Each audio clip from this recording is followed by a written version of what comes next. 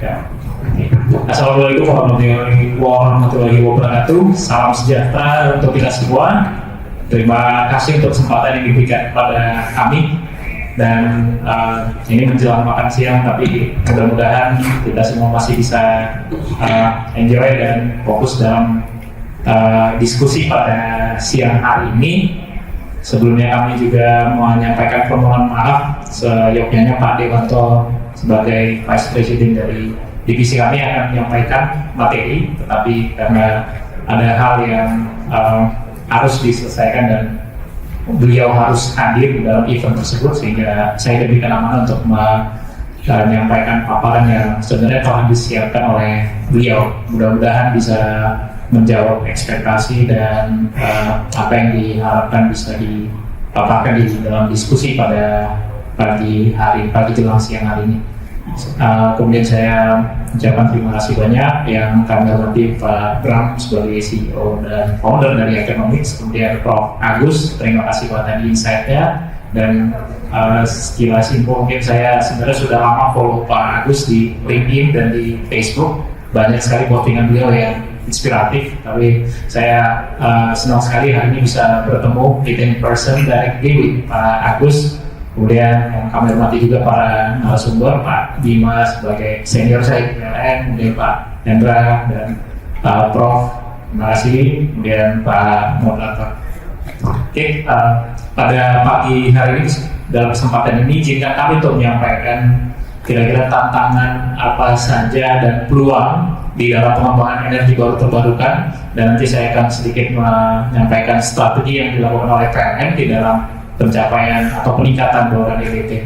Dan ini mungkin saya cepat aja, transisi energi di sektor hulu melalui penyediaan pembangkit listrik yang ramah lingkungan atau green energy yang tadi sudah banyak di cover, disampaikan oleh Pak Hendra dari SDM dan Pak Bima dari METI. Kita akan beralih dari energi fosil yang sebelumnya menggunakan batu bara, gas uap, diesel atau bahan bakar minyak ke energi terbarukan atau sustainable energy yang tadi telah dimulai di awal acara, diskusi langsung interaktif dengan para peserta. Jadi kalau kita melihat potensi EBT saat ini, ada total secara potensi yang mungkin perlu dicek kembali approach-nya ya, karena untuk menilai satu potensi ini banyak sebenarnya pendekatan dan metode yang digunakan,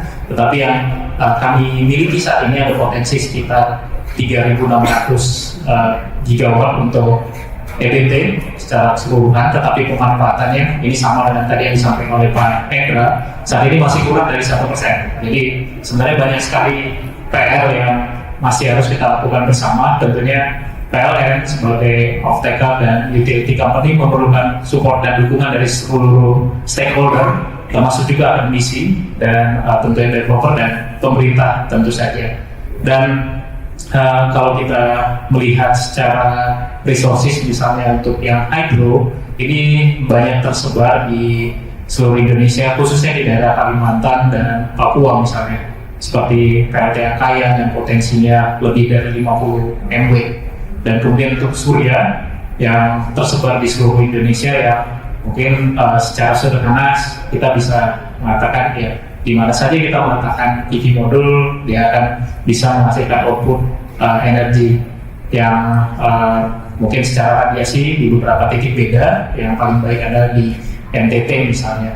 Kemudian untuk potensi angin, ini juga Indonesia memiliki banyak potensi. Sebenarnya kalau misalnya kita jauh lebih lagi menggali, termasuk juga baik onshore maupun offshore. Dan kemudian potensi energi laut dan tentunya panas bumi karena kita berada di kawasan ring of fire. Next slide. Dan ini adalah distribusi pembangkit EBT berdasarkan RUPTL 2021-2030 yang kami menyebutnya ini adalah RUPTL yang paling hijau yang pernah diterbitkan, yang kita harapkan untuk RUPTL berikutnya bahkan lebih banyak lagi pembangkit EBT yang akan dibangun. Jadi berdasarkan RUPTL yang saat ini kita miliki, yaitu ada sebesar 20,9 gigawatt pembangkit EBT yang akan dibangun yang terdiri dari geothermal, hydro, bioenergy, kemudian pembangkit TRI seperti solar dan wind. Dan selain itu di PLN sendiri kita sudah melakukan beberapa strategi atau action dalam pencapaian 20,9 gigawatt ini, termasuk salah satunya adalah pembangunan PLTS Terapung Cirata sebesar 145 megawatt AC, dan mungkin kalau dikonversi ke DC atau peak sekitar 190 megawatt peak yang sudah beroperasi di Desember 2023 yang lalu. Itu sebagai salah satu PLTS terapung terbesar di Asia Tenggara, dan kita juga melakukan proyek-proyek terapung lainnya seperti yang beberapa waktu lalu kita telah signing menandatangani perjanjian jual beli tenaga listrik dengan Aqua Power dari Arab Saudi di PLTS Saguling 60 MW, dan nanti akan menyusul beberapa PLTS terapung lain. Kemudian strategi lainnya adalah di PLTB atau onshore wind power plant di PLTB Tanah Laut yang telah kita dapatkan pemenang tender dengan tarif termasuk yang bisa dikatakan murah ya. Karena memang tren dari penurunan EBT ini sangat signifikan. Harga dari yang awalnya belasan sen US dollar per kilowatt-hour, tetapi sekarang trennya sudah di bawah 10. Dan untuk PLTB Tanah Laut 70 megawatt kita mendapatkan pemenang dengan tarif 5,5 sen USD per kWh. Jadi ini satu peluang yang bisa kita lihat bahwa ternyata EBT yang dulunya mahal sekarang sudah mulai mengalami penurunan yang sangat signifikan, sehingga nanti kita harapkan bisa menjawab trilema energi yang tadi disampaikan oleh Pak Hendra, bahkan tadi 4 ya, di breakdown jadi 4, salah satunya adalah affordability, dan untuk green tentunya dari pembangkit EBT ini sudah bisa menjawab. Dan kemudian strategi lainnya adalah yang kita lakukan adalah mungkin Bapak Ibu pernah mendengar program dedieselisasi. Kita berencana untuk mengurangi konsumsi bahan bakar minyak dari pembangkit diesel yang berada di lokasi remote dengan membangun PLTS dan baterai, dan kita operasikan secara hybrid dengan PLTD existing. Kenapa kita memilih secara hybrid? Karena selain memang harga PLTS dan BESS makin turun, tetapi tetap saja kalau kita bandingkan dengan beberapa pembangkit fosil, nah ini fosil masih sedikit unggul kalau kita bicara dari tarif. Jadi kita melihat bahwa pengoperasian secara hybrid ini yang paling optimal dengan memastikan bahwa nanti pembangkit yang baru ini tidak melewati dari biaya pokok produksi atau PPP atau biaya pokok pembiayaan dari pembangkit existing. Tapi sebenarnya kalau misalnya kita proyeksikan misalnya 20 tahun ke depan dengan memperhatikan tren ICP atau harga BBM yang selalu meningkat, sebenarnya diproyeksikan EBT ini akan unggul karena biaya OM yang relatif murah, kemudian investasi yang hanya kita perlukan di awal atau CAPEX. Kemudian untuk strategi lain juga ada pengembangan pembangkit hydro lewat skema REDIF, kemudian accelerated energy.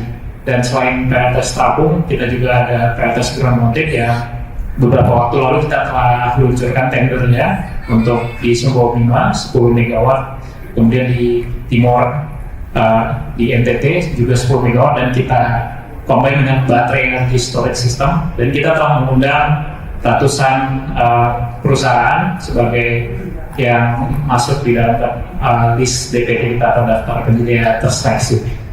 Slide selanjutnya.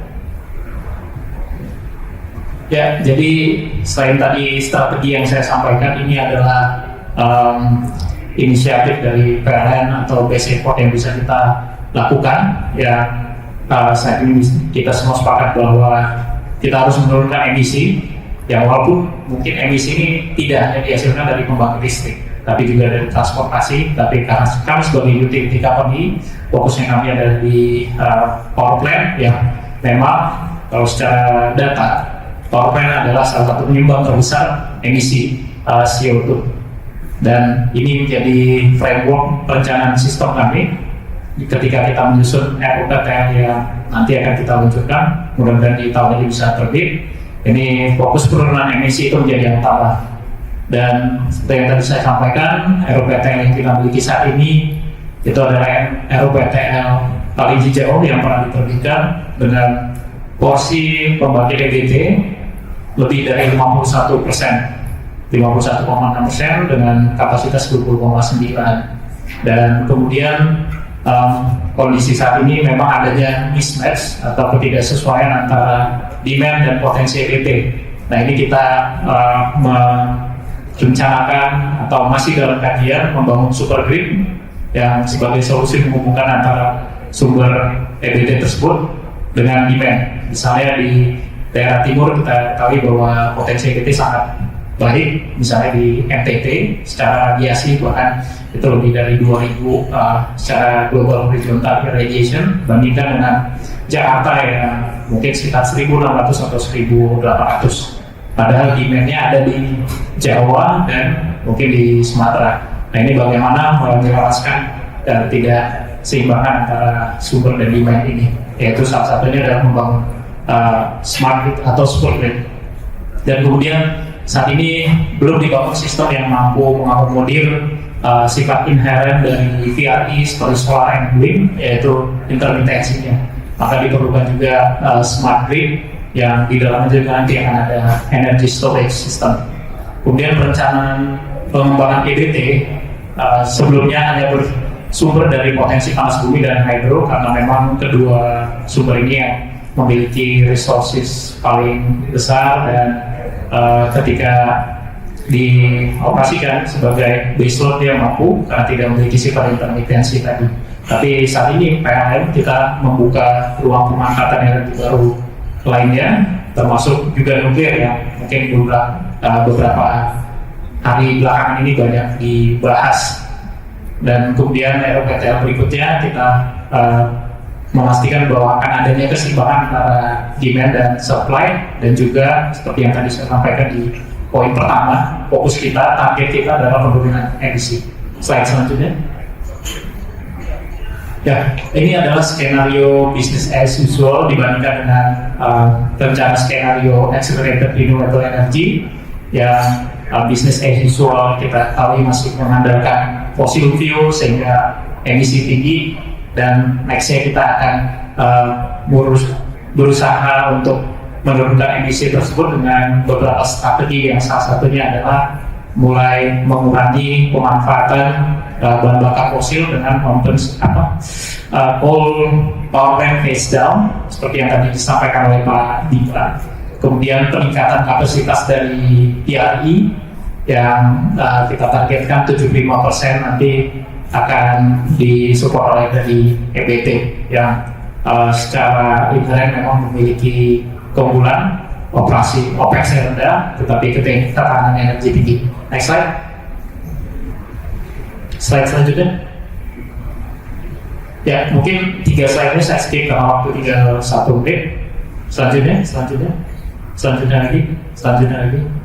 Ya, dan ini adalah gambaran green super grid yang tadi saya sampaikan bahwa adanya ketidakseimbangan antara sumber atau resources dibandingkan dengan demand. Salah satu solusi strategi yang dapat menjembatani ketidakseimbangan tersebut adalah dengan membangun super grid. Dengan adanya super grid ini, potensi yang tadinya EBT hanya mampu atau dapat dimanfaatkan sebesar 22 gigawatt, ini bisa menjadi 59 sampai 60 gigawatt. Tapi memang yang perlu diperhatikan adalah dibutuhkan satu investasi yang besar karena harus membangun transmisi. Jadi transisi energi tanpa transmisi itu akan sulit dilakukan. Jadi ini keniscayaan yang tetap harus kita lakukan untuk membangun koneksi dari masing-masing pulau ke pulau yang lainnya. Slide selanjutnya. Ya, kemudian salah satu cara juga strategi untuk meningkatkan EBT dan mengatasi sifat dari non-dispatchable VRI yaitu membangun smart grid yang dimana nanti pembangkit-pembangkit bisa merespon terhadap demand, kemudian pembangkit-pembangkit bisa start secara otomatis tanpa harus dioperasikan secara manual oleh operator. Slide selanjutnya. Ya, dan ini ada beberapa tantangan yang dihadapi oleh PLN di dalam pendanaan untuk transisi energi. Yang pertama adalah tentang terkait dengan pemberian kredit, yaitu maksimal 30% dari ekuitas bank, kemudian keterbatasan single borrower limit, lalu ESG requirements. Tapi ini kita sebut tantangan bukan berarti suatu hal yang mustahil dicapai. Dalam hal ini PLN tetap akan menyesuaikan, melakukan adjustment terhadap environmental social governance. Kemudian tantangan berikutnya adalah volatilitas pasar keuangan, dan terakhir adalah terkait dengan tingkat komponen dalam negeri atau TKDN. Tapi sebagaimana kita ketahui bersama ya, beberapa waktu lalu dari Kementerian SDM telah menerbitkan peraturan TKDN yang baru yang kami sangat mengapresiasi. Ini akan mendukung untuk pengembangan khususnya PLTS yang sebelumnya diharapkan PV modul bisa memiliki at least 60%, kemudian sempat di extend 40%, dan kemarin yang terbaru yang 191/2024 ini secara total power plant 20%, jadi tidak lagi spesifik ke modul. Ini diharapkan bisa meningkatkan investasi manufaktur modul atau PV modul di Indonesia. Slide berikutnya. Ya, jadi selain dukungan fiskal, PLN juga membutuhkan dukungan dari seluruh stakeholder untuk non-fiskal. Yang pertama, kemudahan dalam perizinan, kemudian pemberian persetujuan pemanfaatan kawasan hutan, karena tidak bisa dipungkiri ada lokasi-lokasi dengan radiasi yang sangat baik, tapi ternyata lokasi terbaik tersebut crossing atau masuk di dalam kawasan hutan. Kemudian pemanfaatan BMN dan BMD, kemudian relaksasi TKDN yang sudah terjawab tadi dengan government entrepreneur dari SDM, kemudian penciptaan industri pendukung, kemudian sertifikasi produk, sertifikasi kompetensi SDM, dan memasukkan program transisi dan program strategis nasional yang saya rasa tadi sudah disampaikan dengan baik sekali oleh Pak Hendra. Oke, demikian yang saya sampaikan. Mohon maaf kalau waktunya lebih sedikit, dan kurang lebihnya mohon maafkan juga. Terima kasih. Wassalamualaikum warahmatullahi wabarakatuh.